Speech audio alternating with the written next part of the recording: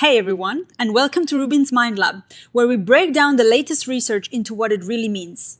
Ever wonder if your brain can literally change how it understands the world based on what you see most often? Well, this new study dives right into that. Imagine you are trying to sort things into two boxes. You do it so many times that you get a feel for where the line is between the boxes. Now, what if suddenly one box has way fewer things in it than before? Does that change where you draw the line for the other boxes? That is the core puzzle this research tackles. They're looking at how our understanding of categories can shift, not because the categories themselves are actually different, but because the frequency of seeing things in those categories changes. This is called Prevalence-Induced Concept Change, or PICC for short. The big challenge in studying this kind of concept change is that often there isn't a clear right or wrong answer. We can't just point to something and say, that is definitely category A. Instead, researchers have to infer that a change is happening by looking at how people's behavior changes over time. But it is tricky. How do you know if the change is happening right at the fuzzy border between categories? Which is what theory suggests, or if it is just a general shift in how someone is responding. Existing methods have trouble telling these two things apart. Think about concepts like happy or sad, or even something like fruit versus vegetable. We use these concepts all the time to make sense of the world. When we categorize things, we're basically showing how we understand these concepts. But what happens when our understanding isn't fixed? This paper introduces a new way to measure these shifts in understanding, especially when the shifts seem to happen around the tricky, ambiguous bits between categories. To really dig into this, the researchers focus on that prevalence-induced concept change we talked about earlier. The idea is that if something becomes rare, we might start to stretch our definition of a category to include it more often. For example, if you usually see lots of blue things and only a few purple things, and then suddenly the purple things become super rare, you might start calling some things that used to be blue as purple just to keep the category alive. This seems to happen most strongly with things that are already a bit ambiguous, right on the edge between categories. The standard way researchers have been studying this is by looking at how people label stimuli like colors or shapes in different conditions. In one condition, called the baseline, the stimuli are spread out evenly. Then, in a treatment condition, the researchers make one category much rarer than the other, sometimes down to 10% or even less.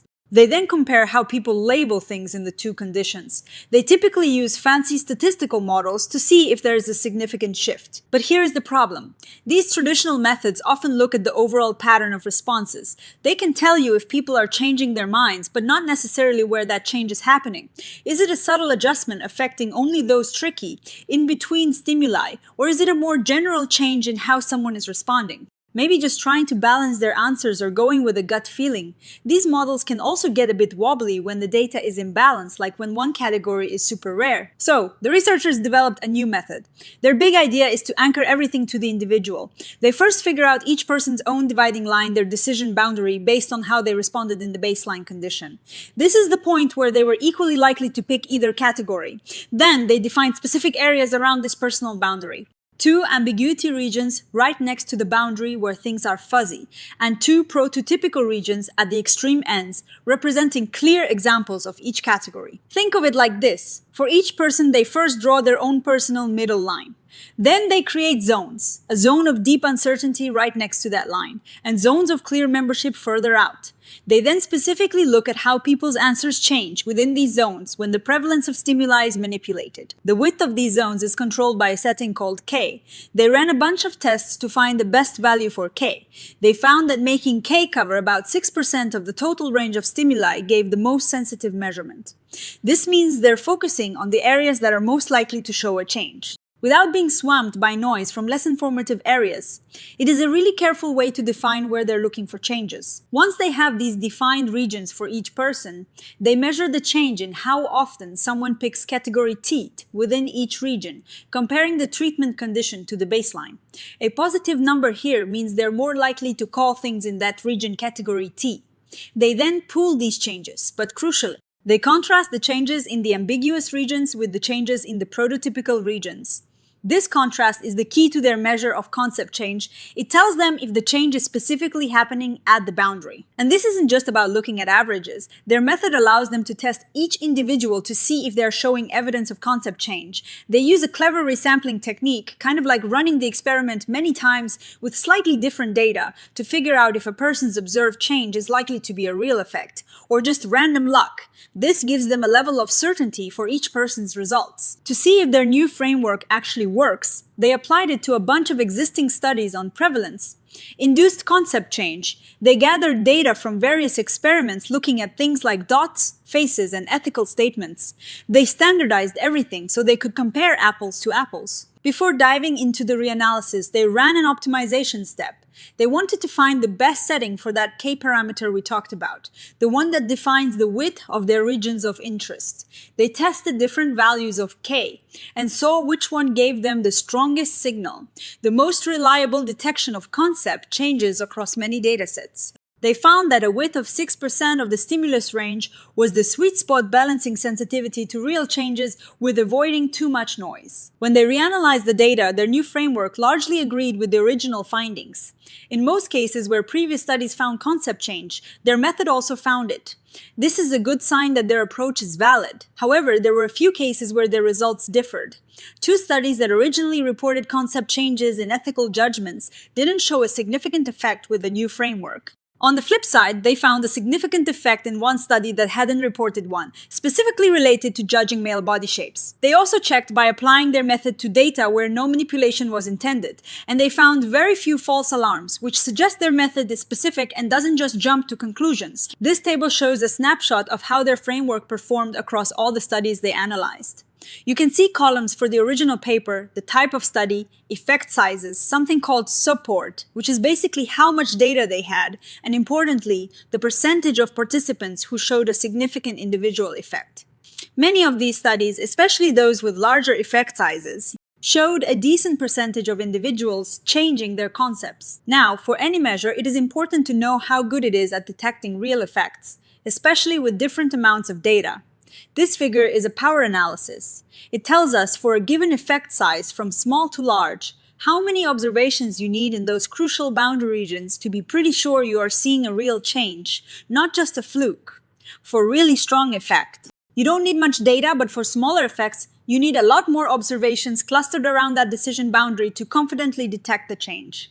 This is super useful advice for anyone designing a study on concept change. This section really emphasizes the practical implications for designing experiments. If you want to reliably detect concept changes, especially smaller ones, you need to make sure you have enough data points concentrated in those ambiguous regions. This means carefully planning your experiment to sample stimuli around the potential decision boundaries. To make this accessible to other researchers, they've created an open-source R package called Concept. This package basically automates their entire measurement framework. You feed it your trial-by-trial data, and it spits out individual-level effect sizes and can even run statistical tests to see if those changes are significant. This is fantastic for ensuring that the research in this area is consistent and reproducible. So, what is the big picture here? This research gives us a much sharper tool for measuring concept change. The crucial contribution is its ability to pinpoint where concept changes are happening, specifically in those ambiguous zones near a person's decision boundary. This is a big step beyond just knowing that a change is occurring. It helps us differentiate between true conceptual shifts and other response biases. Why is this distinction so important? Because it helps us understand the why behind our behavior. If a change is localized to the ambiguity zone, it strongly supports the idea that we're actually adapting our concepts. If the change is more spread out, it might be due to simpler mechanisms, like just wanting to even out our answers or a different kind of bias. Their framework allows us to make that critical distinction. Of course, no study is perfect. One limitation is that their method relies on having enough data in the baseline to accurately estimate each person's decision boundary. If the baseline data is too sparse, those estimates might be shaky. Also, the choice of K, the width of their regions of interest, involves a trade-off. While they found a good default, it might need tweaking for different types of studies. And right now, their model works for one-dimensional stimuli, essentially. Things that can be arranged on a single line. Extending it to more complex, multidimensional concepts is a future goal. They also mentioned that while they use simple additive differences, other statistical approaches might reveal even more about the nature of concept change. In conclusion, this research offers a really valuable new way to measure concept change. By zeroing in on the individual and the fuzzy boundary of their understanding, it bridges the gap between theories about how our concepts shift and how we can actually measure it. It is a more precise way to look at how our minds adapt to changing information. which has implications for everything from learning to social judgment. So, what is my take on this? I think this is a really significant advancement for the field of concept research. The ability to localize concept change at the individual level is a game changer. It moves us away from vague interpretations of overall response shifts and towards a more nuanced understanding of how people's conceptual boundaries are being reshaped. The R package is also a huge win for the scientific community, making this powerful analysis accessible to more researchers. The main strength is its principled approach. By anchoring to individual decision boundaries, it sidesteps the issue of assuming a universal middle stimulus. The focus on contrasting ambiguous and prototypical regions is theoretically grounded and directly addresses the core claims of concept extension theories. A potential limitation, as they noted, is the need for sufficient baseline data. In real-world scenarios or with very time-limited experiments, gathering enough data might be a challenge. Also, while a power analysis is provided, it is based on specific effect sizes and datasets. Researchers will still need to think carefully about their own experimental design and expected effect sizes. The implications here are pretty broad. For education, understanding how students' concepts change with different teaching approaches or exposure levels could be vital. In marketing, it could inform how to frame products and concepts to influence perception. In clinical psychology, it could shed light on rigid thinking patterns or the concept creep that sometimes happens with diagnostic categories. Future research could definitely explore those multidimensional stimuli as they suggested. Imagine trying to understand how changing the prevalence of certain social groups might subtly shift someone's concept of trustworthiness along multiple dimensions. Also, exploring those alternative implementations beyond simple percentage point differences could offer even deeper insights. What do you all think? Have you ever experienced your own understanding shift unexpectedly because of something you saw more or less of? Let me know in the comments below, and if you found this breakdown helpful, please give this video a thumbs up, subscribe to Rubin's Mind Lab for more science, and hit that notification bell so you don't miss our next exploration. Thanks for watching, and I'll see you in the next one.